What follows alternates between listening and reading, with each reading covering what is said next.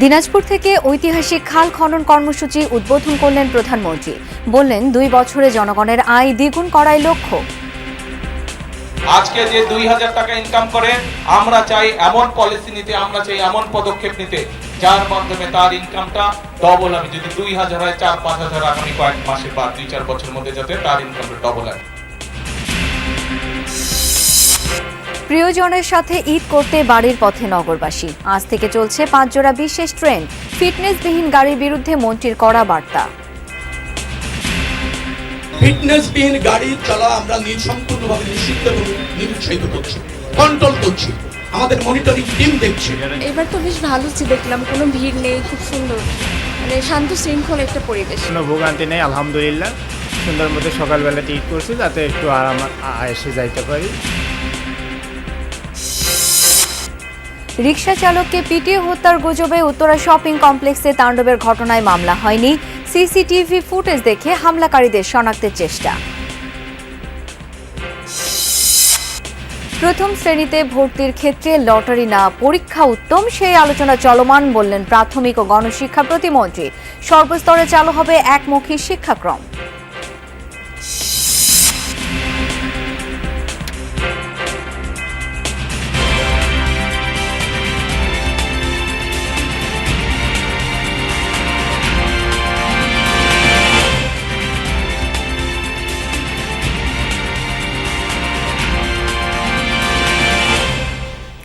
আমন্ত্রণ যমুনা নিউজে, আপনাদের সাথে আছি আমি শাওন দত্ত। এতক্ষণ শিরোনামগুলো দেখছিলেন।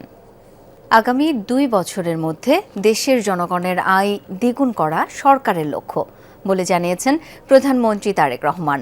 বলেন, দেশের জনগণ পাশে থাকলে যে কোনো পরিকল্পনাই বাস্তবায়ন সম্ভব। দিনাজপুরে খাল খনন কর্মসূচির উদ্বোধনের পর এসব কথা বলেন প্রধানমন্ত্রী।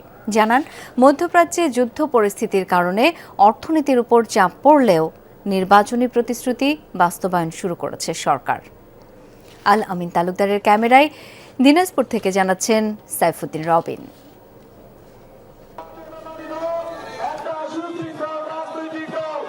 যেন ভালোর পথ ধরে আলোর দিকে চলা।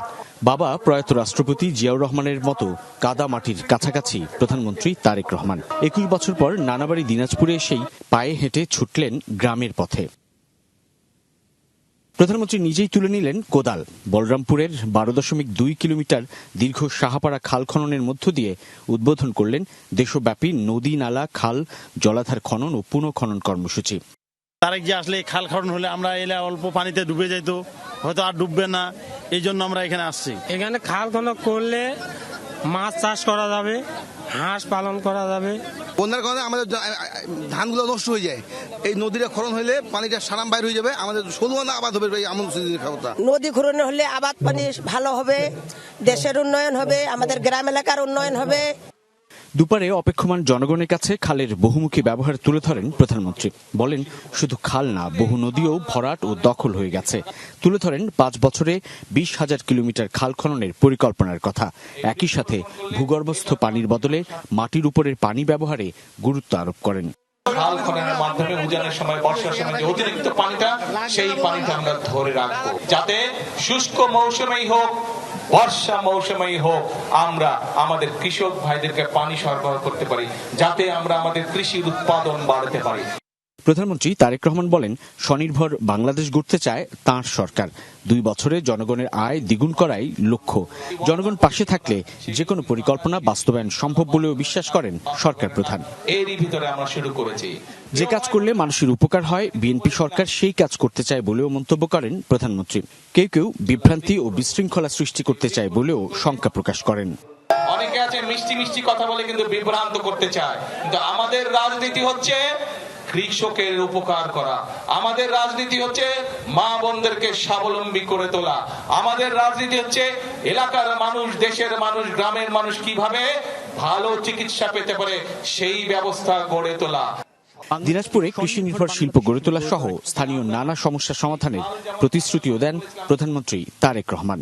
নির্বাচনের সময় যেমন আপনারা আমাদেরকে সমর্থন দিয়েছেন, এখনো কিন্তু আপনাদের সমর্থন ছাড়া কিন্তু আমরা এই কাজগুলো করতে পারবো না।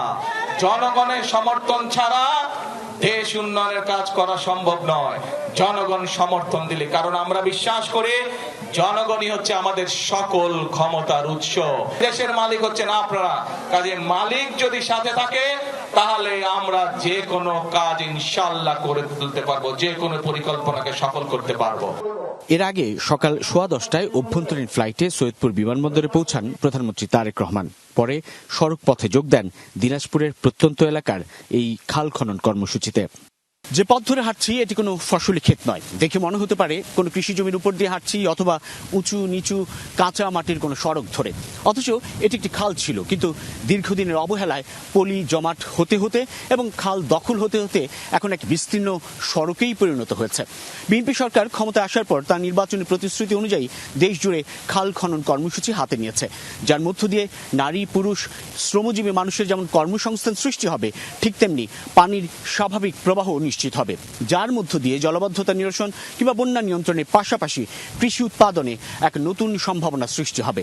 বিশেষজ্ঞরা বলছেন পানি ব্যবস্থাপনায় এক মাইল ফলক উদ্যোগ, যার মধ্য দিয়ে আগামীর বাংলাদেশ হবে খাদ্যে স্বয়ংসম্পূর্ণ, সুযোগ সৃষ্টি হবে খাদ্য রপ্তানিরও। সাইফুদ্দিন রবিন, যমুনা নিউজ, কাহারোল, দিনাজপুর। সড়কে অতিরিক্ত ভাড়া নেয়ার কোনো নজির নেই। সকালে মহাখালী বাস টার্মিনাল পরিদর্শন শেষে এমনটা জানিয়েছেন সড়ক ও পরিবহন মন্ত্রী। এদিকে ঈদে ঘরমুখ মানুষের চাপ এখনো শুরু হয়নি, সড়ক ও রেল পথেও নেই ততটা ভিড়। কাল থেকে সরকারি ছুটি শুরু হওয়ায় মঙ্গলবার থেকে নামবে মূল ঢল। তবে জ্বালানি সংকট না কাটলে ঈদ যাত্রায় প্রভাব পড়তে পারে শঙ্কা পরিবহন সংশ্লিষ্টদের। শুরু হয়েছে শেকড়ের টানে বাড়ি ফেরার পর্ব। চলছে আগাম টিকিটে রেলে চতুর্থ দিনের মতো ঈদ যাত্রা। শেষ কর্মদিবস হলেও সকালের দিকে তেমন চাপ ছিল না। ভোগান্তিহীন যাত্রায় উৎসবের আনন্দ হবে দ্বিগুণ, এমনটি প্রত্যাশা যাত্রীদের। ঈদের বিশেষ ট্রেনের যাত্রাও আজ থেকেই শুরু হবে, তবে অনলাইনে টিকিট কাটা নিয়ে ভুগেছেন কেউ কেউ। আগে যাচ্ছি যে বাড়িতে সবার সঙ্গে আরো কিছুটা দিন সময় কাটাবো। প্রতিদিন সকালবেলা উঠে বসে থাকি কিন্তু টিকিট পাওয়া যায় না। 3-4 দিন ট্রাই করার পর একদিন, তাও আমরা দুইজন দুই জায়গায় 2 বগিতে টিকিট পেয়েছি। এরকম কোনোটা বিকাশ পেমেন্ট পর্যন্ত নিয়ে গিয়ে তারপরে বের করে দেয়, একই প্রবলেম। আপাতত এর জন্য কোনো হ্যাসেল এখনো পাইনি। এখন আল্লাহর উপর ভরসা যে টাইম মতো ট্রেনটা ছাড়লেই চলে। কাল থেকে সরকারি ছুটি শুরু, তাই অফিস ছুটির পর বিকেল থেকে যাত্রীর চাপ বাড়তে পারে সড়কপথে। অতিরিক্ত ভাড়া আদায়ের তেমন কোনো অভিযোগ মেলেনি, তবে তেলের সংকট নিয়ে শঙ্কিত পরিবহন সংশ্লিষ্টরা। সকালবেলা একটু ভালো ছিল, আর এখন আপাতত কম। বিকালে আশা করতেছি বেশি হবে। ডিপুতে তেলের জন্য গেছে, তেল পাইনি, ওই জন্য আমরা অনেক গাড়ি বন্ধ। তেল দিচ্ছে আগে যেরকম ফুল একটা টাঙ্কি ফুল করতে পারতাম, এখন এটা পারি না। কালকে আরো যাত্রীর চাপ বেশি বাড়বে, যাত্রীর চাপ বাড়লে সঠিকভাবে টাইম মতো গাড়ি দিতে পারবো না। এখানে আপনার টিকিট ঠিক আছে নির্ধারিত দামে আমরা পেয়েছি, অর্থাৎ আপনার 310 টাকা করে পেয়েছি। টিকিট যা ভাড়া দিয়ে সবসময় যাই, মাশাআল্লাহ ওই ভাড়া দিয়ে আমরা সুন্দরভাবে সিরিয়াল সিরিয়াল মেনটেনেন্স করে আমরা গাড়িতে উঠছি। সড়কপথের ঈদ যাত্রা তদারকি করতে সকালে মহাখালী বাস টার্মিনাল পরিদর্শন করেন সড়ক পরিবহন ও সেতুমন্ত্রী এবং প্রতিমন্ত্রী। টার্মিনালে নারী যাত্রীদের জন্য বিশেষ টয়লেটও উদ্বোধন করেন তিনি। এরপর বাস টার্মিনাল পরিদর্শন শেষে মন্ত্রী বলেন, অতিরিক্ত ভাড়া আদায়ের কোনো নজির নেই। গতকাল থেকেই শতভাগ জ্বালানি তেল পাচ্ছে গণপরিবহনগুলো। নির্ধারিত টাকার চেয়ে 1 টাকা ভাড়া নেওয়ার কোনো সুযোগ নেই।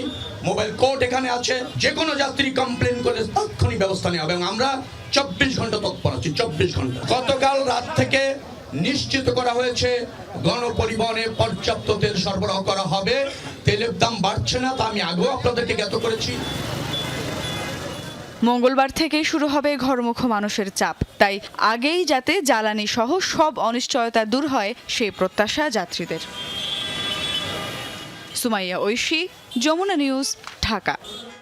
জাতীয় ঈদগাহ মাঠে জামাতের প্রস্তুতি প্রায় সম্পন্ন। এবার 35,000 মানুষ একসাথে নামাজ পড়তে পারবেন, এই তথ্য জানিয়েছেন ঢাকা দক্ষিণ সিটি কর্পোরেশন মোহাম্মদ আব্দুস সালাম।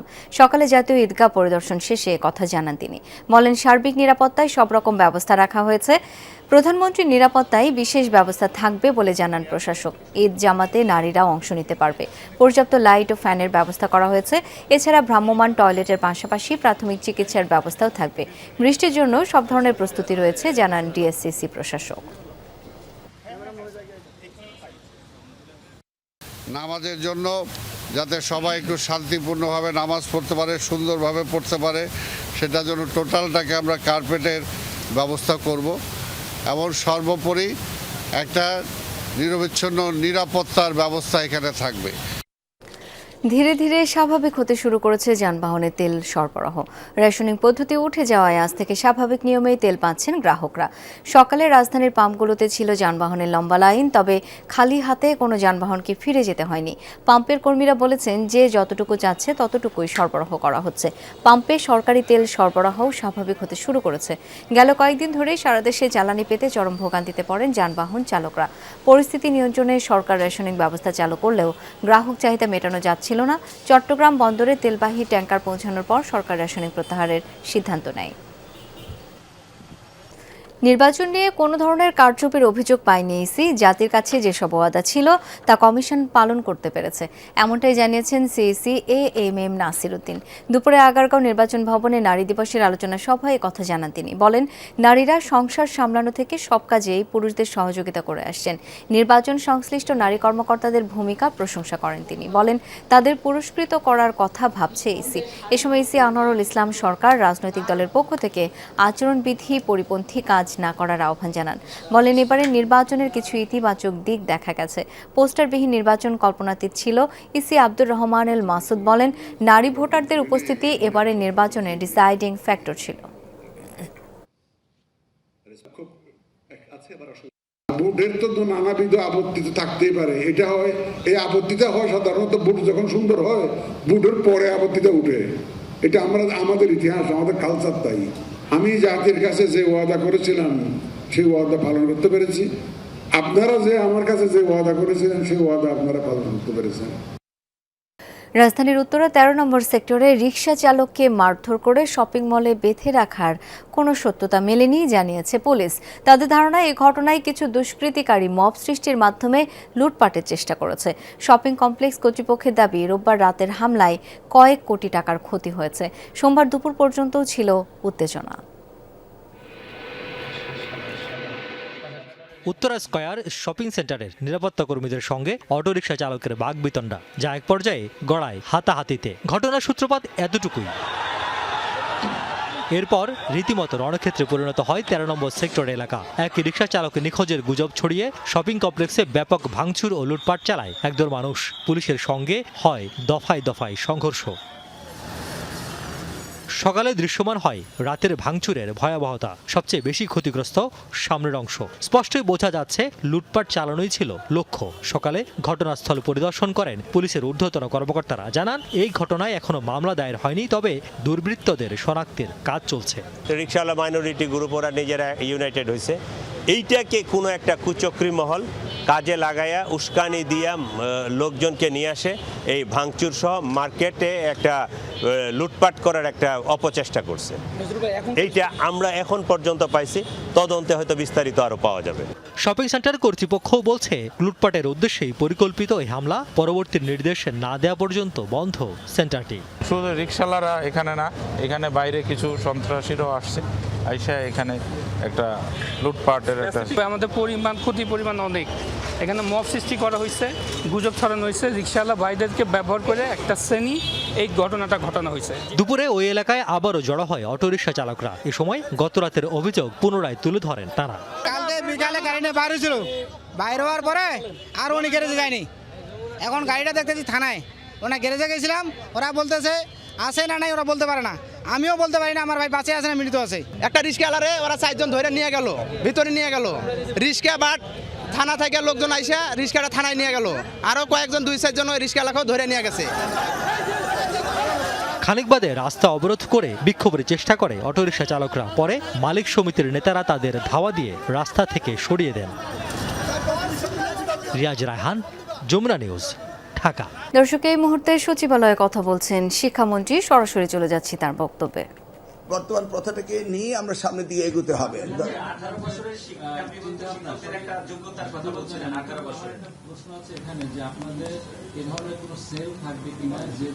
আচ্ছা, আমি তো আমার অন্যান্যগুলি ঘোষণা করতে পারিনি। আচ্ছা, আপনি আমার পুরো প্রোগ্রামটা বলি। আমরা করতে গেলাম, লটারি পর্যন্ত গেলাম, তারপরে আমরা ম্যানেজমেন্ট কমিটিগুলিকে আবার রিস্টাবলিশ করেছি। আমাদের প্রত্যেকটি বেজ লাইন হচ্ছে ডিগ্রি।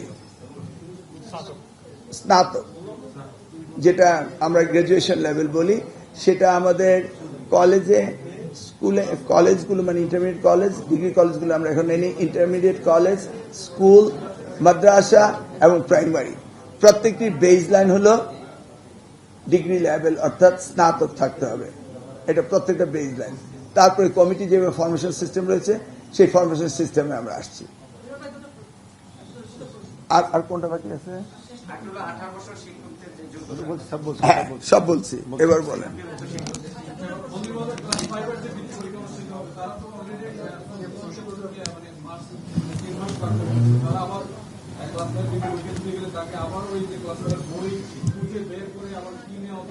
It's not mandatory, যারা পারবে না তারা আসবে না। It's not mandatory, optional. আপনি বৃত্তি দিতে চান দেন, না দিতে নাই, অপশনাল। এই প্রশ্নের উত্তর যারা পারবে না তারা দিবে, আমি এই প্রশ্নের উত্তর দিব না। আমি অপশন দিলাম, those who are interested come please, we'll help you. একটা বিষয় আপনি বললেন পরীক্ষার সিস্টেমটা চালু করছেন, আপনি কি শিক্ষামন্ত্রী হিসেবে গ্যারান্টি দিতে পারবেন যে এর কারণে কোচিং প্রাইভেট বাড়বে না, ঠেকাতে পারবেন আপনারা? সেটা সময় আপনাকে বলে দিবে, জাস্ট ওয়েট। হ্যাঁ, জাস্ট ওয়েট।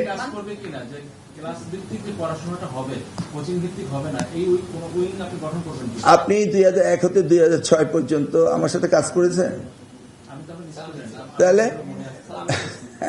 তাহলে ইন হাউস কোচিং এর ব্যবস্থা করব। ইন হাউস কোচিং, বুঝতে পেরেছেন তো?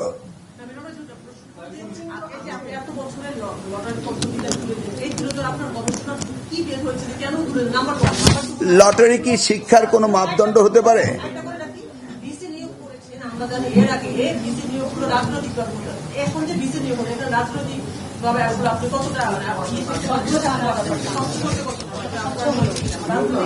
একজন লোক কি রাজনীতি করা তার অপরাধ? এটা কি তার disqualification? No, it's not a disqualification. আমি প্রত্যেকটা ভিসি তাদের ক্রেডেনশিয়াল চেক করেছি, করে তার সাইটেশন, কোটেশন, তার গুগল সার্চ, তার পিএইচডি, পোস্ট ডক, এমফিল সবগুলিকে ক্যাটাগরি করে যারা হাইস্ট পারফরমেন্স করেছে সেই হাইস্ট পারফরমারকেই আমি বিশ্ববিদ্যালয় অনুযায়ী দিয়েছি। আই হ্যাভ দ্য রেকর্ড, আপনি চাইলে আমি দেখাতে পারবো, আমার সেই ওয়ার্কশিট রয়েছে। প্রথম শ্রেণীতে ভর্তির জন্য লটারি ব্যবস্থাই উত্তম, তবে পরবর্তী ক্লাসগুলোতে ভর্তির ক্ষেত্রে পরীক্ষা পদ্ধতি থাকতে পারে, এমনটাই অভিমত প্রাথমিক ও গণশিক্ষা প্রতিমন্ত্রী ববি হাজ্জাজের। জানান এখনও বিষয়গুলো নিয়ে আলোচনা চলমান, শিক্ষা ব্যবস্থার জন্য যা ভালো সেই সিদ্ধান্তই আসবে। শনিবার রাজধানীর একটি হোটেলে নির্বাচনী ইশতেহারের আলোকে আগামী দিনের শিক্ষা খাত নতুন চিন্তা কাঠামো পদক্ষেপ শীর্ষক নাগরিক প্ল্যাটফর্ম সংলাপেও উঠে এলো এই বিষয়। প্রতিমন্ত্রী ববি হাজ্জাজ জানান, সর্বস্তরে চালু করা হবে একমুখী শিক্ষাক্রম। প্রধানমন্ত্রীর উপদেষ্টা মাহাদি আমিন বলেন, আগামী শিক্ষা ব্যবস্থায় কারিগরি অধ্যয়ন হবে বাধ্যতামূলক, পাশাপাশি বিদেশি ভাষা শিক্ষার উপর করেন গুরুত্ব আরোপ।